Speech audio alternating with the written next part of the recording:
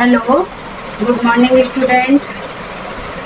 देखो, कल मैंने आपकी क्लास ली थी और उस क्लास में थोड़ा सा इंट्रोडक्शन वाला चैप्टर बताया था जो कि आपके ओल्ड सिलेबस का था।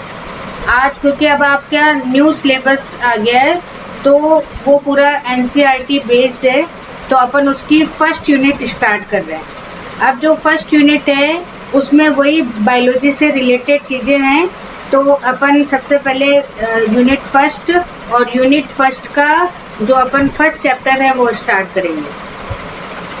अब देखो, जो फर्स्ट यूनिट है diversity in the living world, तो यहाँ पे जीव जगत में विविधता, ये यूनिट का नाम है और इसमें आपके 4 चैप्टर हैं। कौन कौन से? एक तो लिविंग वर्ल्ड है, जीव जगत, फिर बायोलॉजिकल क्लासिफिकेशन है, वर्गीकरण, फिर उसके बाद में प्लांट्स जो है प्लांट किंगडम यानी प्लांट से रिलेटेड सारी चीज़ें, और जो 4th चैप्टर है वो एनिमल किंगडम है। तो यहाँ पे इस यूनिट में आपके पास में 4 चैप्टर हैं और जो फर्स्ट चैप्टर है वो चैप्टर में जो है आप ये मान के चलिए कि जितने अपन लिविंग है, सबसे पहले तो व्हाट इज लिविंग, या आपसे पूछा जा सकता है कि जीव क्या होते हैं, तो इस बारे में जीव में कौन कौन सी जो क्रियाएं हैं वो कौन कौन सी होती हैं, तो इस तरीके से यहाँ पे इस चैप्टर में पूरी की पूरी जो है बायोलॉजी के बारे में या लिविंग वर्ल्ड के बारे में आपको बता रखा है। अब यहाँ पे देखो, अब मैं फर्स्ट चैप्टर आपको स्टार्ट कर रही हूँ यहाँ पे। अब देखो, चैप्टर स्टार्ट करने से पहले आपके यहाँ इस बुक में थोड़ा सा इंट्रोडक्शन दिया हुआ है, और वो इंट्रोडक्शन दिया हुआ है अपने एक साइंटिस्ट है अर्नेस्ट मेयर। इनकी थोड़ी सी लाइफ बता रखी है कि इनका ये बॉर्न हुए थे 5 जुलाई 1904 जर्मनी में, और इन्होंने इनको जो इनने इतना काम किया था तो इसलिए इनको कहा जाता है the Darwin of the 20th century. जो डार्विन आपने नाम सुनी रखा है, तो इन्हें Darwin of the 20th century कहा गया। इसलिए कहा क्योंकि इन्होंने जो है सारी जो प्लांट्स वगैरह है 80 इयर्स तक इन्होंने इसमें काम किया। सारा का सारा जो है इसका बायोलॉजी का हिस्ट्री है या फिर जो जितना रिसर्च वगैरह है ये सारा काम किया था, इसलिए इनको, और डार्विन ने भी बहुत सारा काम किया था बायोलॉजी वाला, इसलिए इनको 20th सेंचुरी ऑफ डार्विन कहा गया। अब यहाँ पे देखो, इनको बहुत सारे जो है प्राइज या अवार्ड भी मिले, जैसे बॉल जॉन प्राइज मिला, फिर 1998 में इन्हें इंटरनेशनल प्राइज मिला, फिर 1999 में इन्हें कॉफोर्ड प्राइज मिला। तो इस तरीके से जो है इनको बहुत सारे अवार्ड मिले, इसलिए थोड़ा सा जो है इसका इंट्रोडक्शन यहाँ पर दे रखा है। अब देखो, अपन फर्स्ट लेसन स्टार्ट कर रहे हैं और इस लेसन में कुछ टॉपिक्स हैं। ये टॉपिक्स, सबसे पहले तो चैप्टर का नेम है जीव जगत, या आप इसको कह सकते हो लिविंग किंगडम। अब इसके अंदर बस सबसे पहले स्टार्टिंग है कि जीव क्या है, तो जैसे इसमें क्वेश्चन भी दिखा है व्हाट इज लिविंग, तो जो सारी प्रोसेस, जैसे अगर आपसे मैं 2 चीज़ आपको दे दूं तो और आपसे पूछूं कि इसमें क्या लिविंग है क्या नॉन लिविंग है, तो आप उसको थोड़ी देर रखेंगे और रखने के बाद देखेंगे कि वो मूवमेंट कर रहा है, या उसमें ग्रोथ हो रहा है, या उसमें रेस्पिरेशन हो रहा है, या उसमें रिप्रोडक्शन हो रहा है, या फिर जैसे एनवायरनमेंट से इसमें कोई सेंसेस वगैरह तो नहीं ये ले रहा है। तो इस तरीके से कुछ चीज़ें देख के आप बता दोगे कि ये लिविंग है या नॉन लिविंग है। तो यही कैरेक्टर है, ग्रोथ है, रिप्रोडक्शन है, स्टिमुलेशन है यानी कि संवेदनाएं है। तो ये सारी जो चीज़ें, ये सारी चीज़ें किस में होनी चाहिए? जीव के अंदर होनी चाहिए। अगर ये नहीं है तो उसे हम क्या बोलते हैं? निर्जीव। अब यहाँ पे जो है अपन दूसरा इसका देखेंगे।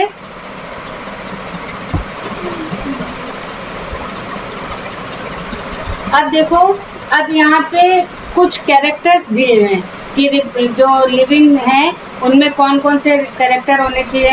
तो इसका सबसे पहले है कि जितने लिविंग्स हैं उनमें क्या होनी चाहिए? ग्रोथ होनी चाहिए।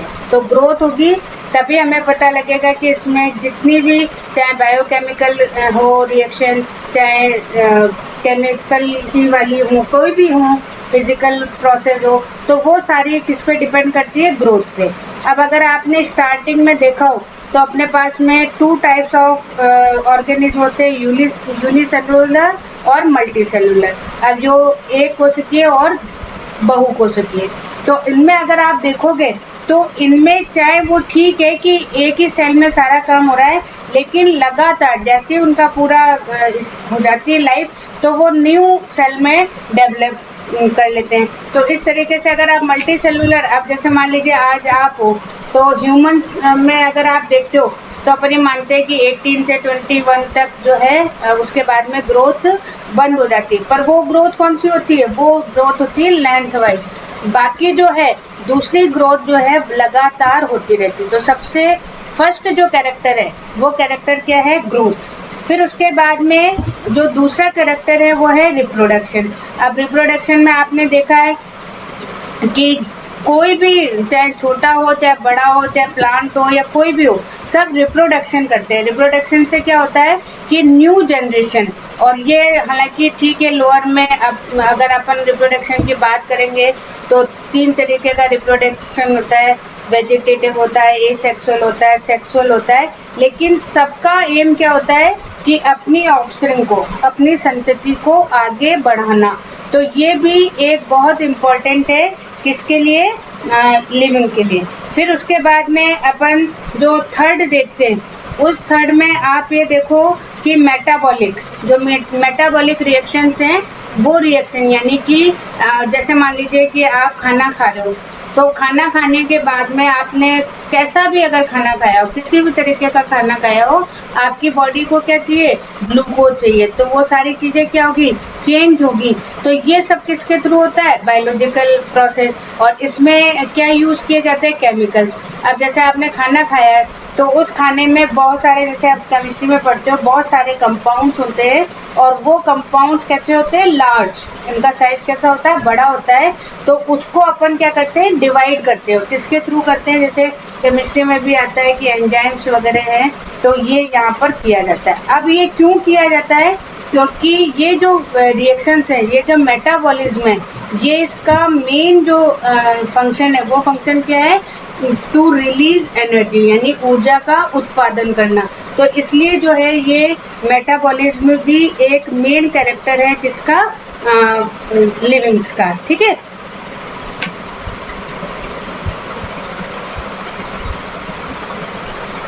अब देखो इसके बाद में अगर अपन देखते हैं तो पहले मेटाबॉलिज्म हो गया, फिर उसके बाद में अगर हम देखें तो जितनी जो प्रोसेस हैं, वो प्रोसेस में, जैसे मान लीजिए जब आपने 9th या साइंस स्टार्ट की होगी तो उस समय आया होगा कि भाई बायोलॉजी भी आपको पढ़नी है, साइंस में आपको फिजिक्स भी पढ़नी है, आपको केमिस्ट्री भी पढ़नी है। तो अगर आप देखो, आप कहोगे हमें तो डॉक्टर बनना है, हमें तो और फिजिक्स और केमिस्ट्री की ज़रूरत नहीं है। लेकिन अगर आप देखो तो ये तीनों ही साइंस यहाँ पे ज़रूरी है। अब जैसे मान लीजिए कि अगर अपन बीमार पड़ते हैं तो उस समय हम डॉक्टर के पास जाते हैं, तो वो कुछ एपरेटस से हमें चेक करता है, या कुछ जो है केमिस्ट्री केमिकल्स हैं उनसे देखता है। तो इसका अगर उसको इन चीज़ों की नॉलेज नहीं होगी तो वो साइंस कैसे करेगा? तो ये जो है तीनों ही जो साइंस है, चाहे आपकी फिजिक्स हो, चाहे केमिस्ट्री हो, ये या बायोलॉजी हो, ये तीनों आपस में क्या है? जुड़ी हुई हैं। और इन्हीं के थ्रू जो है हम, चाहे एनवायरनमेंट हो, चाहे कुछ भी हो, हम उसको स्टडी कर सकते हैं। उसके बाद में अगर हम थोड़ा सा हाई लेवल पे जाएं, तो हाई लेवल पे जाने के लिए हमारे पास में कुछ ऐसे साइंस, जैसे मान लीजिए अभी तो आप बायोलॉजी, केमिस्ट्री, फिजिक्स पढ़ रहे हो, आगे जैसे जैसे जाते जाओगे तो फिजिक्स की कुछ ब्रांचेज हो जाएंगी, केमिस्ट्री की कुछ ब्रांचेज हो जाएंगी, बायोलॉजी की कुछ ब्रांचेज हो जाएंगी।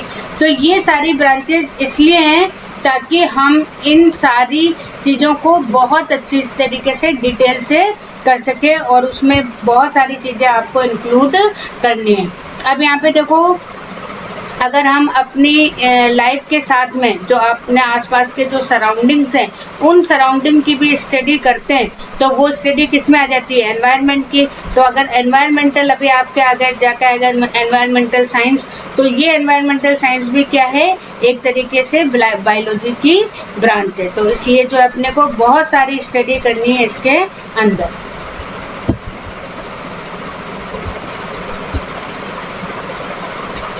अब देखो नेक्स्ट टॉपिक है इसमें जीव जगत की विविधता, diversity in the living world. अब थोड़े थोड़े देखो वर्ड्स यहाँ पे बदल जाएंगे। अब डाइवर्सिटी को आप एक तरह से क्लासिफिकेशन भी कह सकते हो, हिंदी में अपन क्या बोलते हैं, विविधता। जैसे आपकी क्लास है तो उस क्लास में 50 बच्चे हैं तो वो सारे 50 को आप अलग अलग कर सकते हो। कैसे कर सकते हो, नेम वाइज कर सकते हो, या कोई और कैरेक्टर है उस वजह से आप कर सकते हो। तो ये जो प्रोसेस है, ये प्रोसेस क्या कहलाता है, डाइवर्सिटी। और जब अगर अपन बायोलॉजी में इसको स्टडी करते हैं तो इसको हम क्या नाम दे देते हैं, बायोडाइवर्सिटी। अब यहाँ पे अगर देखो यहाँ डाटा भी आपको दिया हुआ है कि आप 1.7 to 1.8 मिलियंस इतनी जो है आपको स्पीसीज मिलेंगी। तो आप देखो कितनी ज़्यादा स्पीसीज है और उन सबको स्टडी करना, उन सब के कैरेक्टर्स लिखना, तो ये सब किस में आता है, बायोडाइवर्सिटी में। फिर उसके बाद में एक वर्ड आपको इसमें दिया हुआ है नोमेनक्लेचर या नाम पद्धति। ये नोमेनक्लेचर आप किस में पढ़ते हो, केमिस्ट्री में भी पढ़ते हो। तो ये जो नोमेनक्लेचर है, ये नोमेनक्लेचर भी क्या है, it is a type of classification, कि हम किस तरीके से जो है लिविंग्स को यहाँ पे डिवाइड कर सकते हैं आइडेंटिफिकेशन के लिए।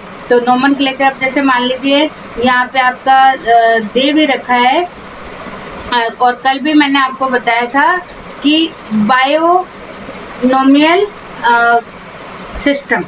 अब ये यहाँ पर दिया हुआ है, और यहाँ पर एक जो इंस्टीट्यूट है उस इंस्टीट्यूट का भी नाम दिया हुआ है ICZN, international code of zoological nomenclature. इसी तरीके से अगर आप जेड की जगह बी कर दोगे तो वो हो जाएगी international code for botanical nomenclature. यानी कि ये दो ब्रांच हैं, और इन ब्रांच में अगर हम प्लांट का करना चाहते हैं तो ICBN में कर सकते हैं, और अगर हम एनिमल्स का करना चाहते हैं तो हम ICZN में कर सकते हैं। तो यहाँ पर जो है सारी चीज़ें आपको नोमेनक्लेचर के अकॉर्डिंग मिलेगी। अब जैसे मान लीजिए कि आप किसी अदर कंट्री में जाते हैं, और अदर कंट्री में आप जा रहे हो और वहाँ पे आप जाके कहते हो भाई मैंगो चाहिए हमें, तो वहाँ पे अगर आप मैंगो बोलोगे, आम बोलोगे या कुछ भी बोलोगे तो हो सकता है कि वो समझ नहीं पाए। लेकिन अगर आप उसका साइंटिफिक नेम बोलते हो मैंजीफेरा इंडिका, तो वो एकदम से वहाँ पे समझ आ जाएगा। तो इसके थ्रू जो है आपको कोई भी चीज़ मिल जाती है। तो इसीलिए जो है बाइनोमियल नोमेनक्लेचर दिया था, और ये कैरोलस लिनियस ने दिया था। इनमें इन्होंने क्या लिखा था कि कोई भी चाहे एनिमल हो चाहे प्लांट हो, उसके नाम में दो चीज़ें हैं, एक तो होती है जेनेरिक और एक होती है स्पेसिफिक। आप भी अपने नाम में देखो, एक तो आपका नाम है और एक आपका सरनेम है। बस हम में और उनमें यही इसमें अंतर है कि हम पहले अपना नाम लिखते हैं, बाद में सरनेम लिखते हैं। लेकिन यहाँ पे पहले जेनेरा लिखा जाता है, उसके बाद में स्पीसीज लिखी जाती है। और कहीं कहीं आपको इसमें और भी चीज़ मिल जाएगी कि स्पीसीज के साथ में सुपर स्पीसीज वगैरह भी मिल जाए। लेकिन अभी जो कैरोलस लिनियस है, उन्होंने बाइनोमियल नोमेनक्लेचर दिया था, जिसके थ्रू जो है हम किसी भी लिविंग का है उसका हम नाम लिख सकते हैं।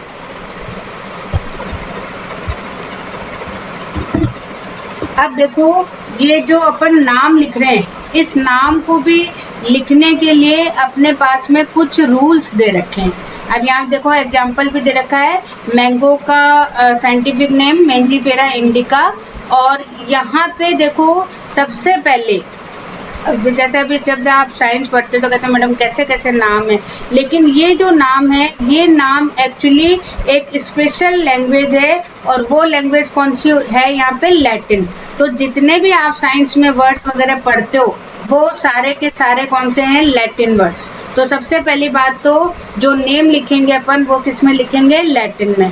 उसके बाद में यहाँ पे जो फर्स्ट नेम होगा वो तो होगा जेनेरा, और सेकंड नेम क्या होगा, स्पीसीज का। फिर उसके बाद में एक चीज अपने को और लिखनी है, हालांकि अपन अपनी जो बुक होती है, ये कॉपी होती है, उसमें स्ट्रेट लाइंस होती है, लेकिन यहाँ पर जो है इन लैटिन वर्ड्स को थोड़ा सा कैसा लिखा जाता है, तिरछा लिखा जाता है। तो उसके लिए हम क्या करते हैं, अंडरलाइन में आपको स्टार्टिंग से बता रही हूँ कि कोई भी बायोलॉजिकल नेम आए या फिर कोई साइंटिफिक नाम आए या कोई साइंटिस्ट का नाम आ जाए, कुछ भी हो जाए, तो आपको उसको अंडरलाइन करना है। ये अंडरलाइन करना है किनके लिए, एक तरह से अवॉर्ड होता है। फिर उसके बाद में नेक्स्ट आपको देखना है कि हम जो जेनरा का नाम लिखेंगे वो तो हम कैपिटल से स्टार्ट करेंगे, लेकिन जब हम स्पीसीज का नाम लिखेंगे तो वो किससे करेंगे, स्मॉल लेटर्स से। तो ये कुछ जो चीज़ें हैं वो चीज़ें आपको यहाँ पर थोड़ी सी ध्यान में रखनी है। तो ये हो गया आपका बाइनोमियल सिस्टम। फिर उसके बाद में कुछ यहाँ पे क्लासिफिकेशन दे रखा है। अब क्लासिफिकेशन में हम क्या करते हैं कि सारी की सारी जो चीज़ें उनको एक के बाद एक लिखते हैं। जैसे मान लीजिए कि अपन एक एग्जांपल लेते हैं, ये मान लीजिए अपना ह्यूमन का ही लेते हैं, तो हम सबसे पहले क्या लिखेंगे कि ह्यूमन किस किंगडम में, तो किंगडम हमारा क्या होगा, एनिमल किंगडम में। फिर उसके बाद में अगर हम फाइलम उसके बाद में सब किंगडम, तो सब किंगडम में अपन क्या कहते हैं, कॉर्डेटा में। उसके बाद में अगर हम फाइलम देखते हैं तो हम किस में आते हैं, मैमल्स में आते हैं। फिर मैमल्स में भी हमारे पास में क्योंकि वर्टिपल है इसलिए हम किस में आते हैं, कॉर्डेट्स में आएंगे, वो जो है वर्टिब्रेट्स में आएंगे। फिर उसके बाद में अगर हम और नीचे जाते हैं तो हमारी जो, अगर आप कुछ बच्चों को आपको पता होगा कि ह्यूमन जो है उसका साइंटिफिक नेम क्या है, होमो सैपियंस। तो हमारा जो जीनस है वो क्या है, होमो, और अगर स्पीसीज है तो वो क्या है, सैपियंस। तो इस तरीके से जो है हम लाइन टू लाइन अपने को क्लासिफाइड कर सकते हैं। और कल भी मैंने आपको बताया था कि जिस ब्रांच में हम अपने आप को क्लासिफाइड करते हैं उस ब्रांच को हम क्या बोलते हैं, टैक्सोनॉमी। तो यहाँ पे अपन जो भी चीज स्टडी करेंगे उसको अपन क्या बोलेंगे, टैक्सोनॉमी।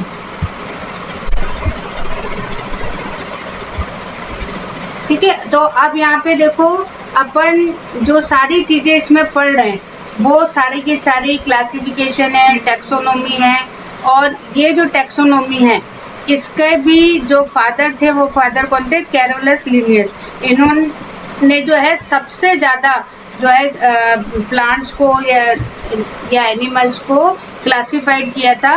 और इन्होंने एक वर्ड है सिस्टेमा, ये भी लैटिन वर्ड है, और इसे अपन क्या बोलते हैं, सिस्टेमेटिक अरेंजमेंट। तो ये सिस्टेमेटिक अरेंजमेंट किस में किया जाता है, टैक्सोनॉमी में किया जाता है, और ये लिनियस ने किया था। तो इस तरीके से आज अपन यहाँ तक इसको कर रहे हैं। तो एक तो सबसे पहली बात ये है कि आप सब लोग बुक ले लीजिए, और साइंस पब्लिकेशन में भी अगर आप बुक लेने जाते हैं तो ध्यान रखना है कि आपको वो पुरानी सिलेबस की ना दे दें, न्यू सिलेबस की आप बुक लेकर आइए। और नहीं तो आप सबसे अच्छा है एनसीईआरटी की बुक ले लो, राजस्थान बोर्ड की बुक ले लो। इंग्लिश मीडियम में आपको दोनों ही मिल जाएंगी, शायद राजस्थान बोर्ड की ना मिले लेकिन एनसीईआरटी की आपको बुक मिल जाएगी। तो आप वो बुक परचेज करें और अपना काम स्टार्ट कर दें। Okay, thank you.